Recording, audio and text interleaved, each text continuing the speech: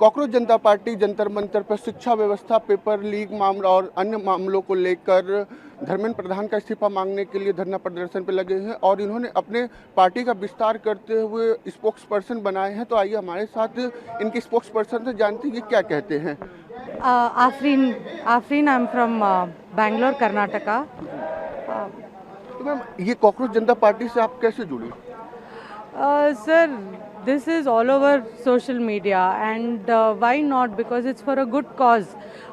Education system हमारे India का इतना महत्वपूर्ण टॉपिक है, and every student should have a proper education.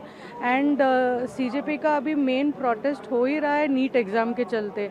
So we all have come together to support this irrespective of the political agenda.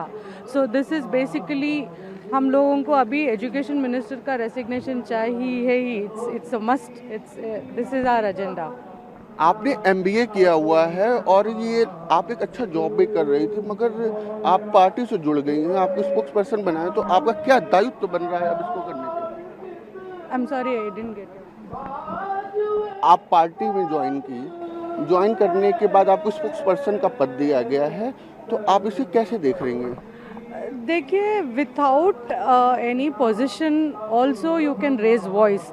अगर position मिल रहा है, if I can reach out to मेरे capacity से ज़्यादा, if I can reach out to people, why not?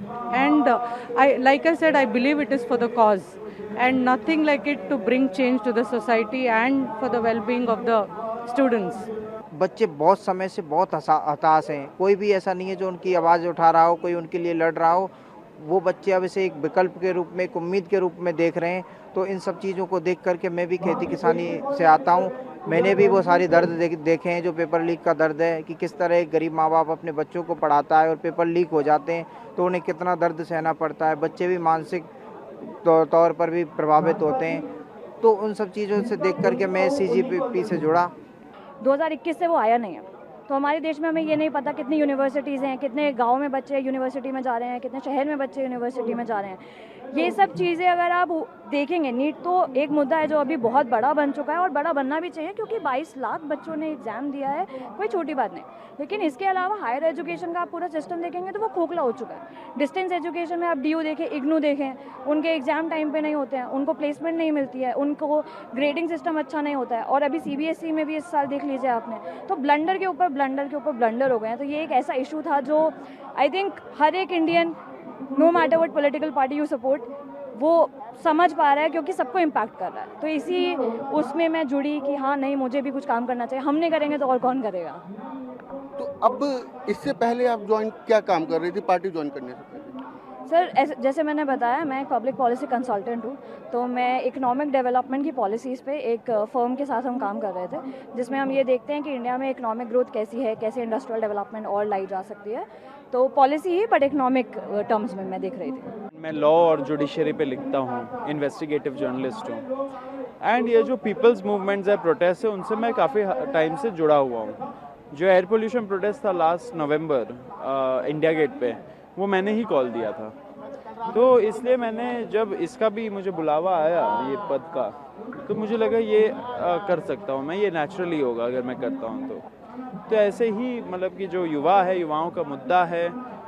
जो cockroach comment आया था हमारे चीफ जस्टिस ऑफ इंडिया से, जिनके बारे में मैं इतना लिखता हूँ, तो ये सबसे लगा कि हाँ, ये एक मुद्दा है जिसमें मैं भाग ले सकता हूँ। तो ये जो पार्टी का जो मोटो है, उस मोटो में और आगे क्या शामिल हो सकता है? देखिए, ये तो एजुकेशन रिफॉर्म्स पे अभी चल रहा है प्रोटेस्ट। उसमें फर्स्ट स्टेप धर्मेंद्र प्रधान के रेजिग्नेशन है। देखिए, इस देश पार्टी से तो देश के सभी युवा जुड़े हुए हैं। ये कई मायनों में हमारा आखिरी मौका है इस देश की व्यवस्था को ठीक करने का, देश की शिक्षा व्यवस्था को ठीक करने का। मैं खुद कई सालों से पब्लिक लाइफ में हूँ, युवाओं के मुद्दों पर काम कर रहा हूँ, लेकिन हर बार हमने ये ऑब्जर्व किया है कि जहाँ जहाँ असल मुद्दों की बात होती है, वहाँ हमें धर्म की राजनीति, जाति की राजनीति में फंसाया गया। तो ये एक प्लेटफॉर्म फाइनली शुरू हुआ जहां असल मुद्दों की बात हो रही है, और इसके साथ जुड़ना मेरा बहुत बड़ा सौभाग्य है। पार्टी से जुड़ने से पहले आप क्या कर रहे थे? पार्टी से जुड़ने से पहले हम परिवर्तन नाम से एक संगठन चलाते थे जयपुर में। वो युवाओं के मुद्दों पर काम करता था। हमने अरावली का मुद्दा उठाया है, डोल का बाढ़ जयपुर में एक छोटा सा जंगल है उसका मुद्दा उठाया, नीट के मुद्दे पर हम लोगों ने काम करना शुरू किया था। उसके बाद ये शुरुआत हो गई इस मूवमेंट की, तब से इसमें जुड़ गए। नई दिल्ली से ईटीवी भारत से वीडियो जर्नलिस्ट संदीप सिंह और आनंद कुमार गुप्ता।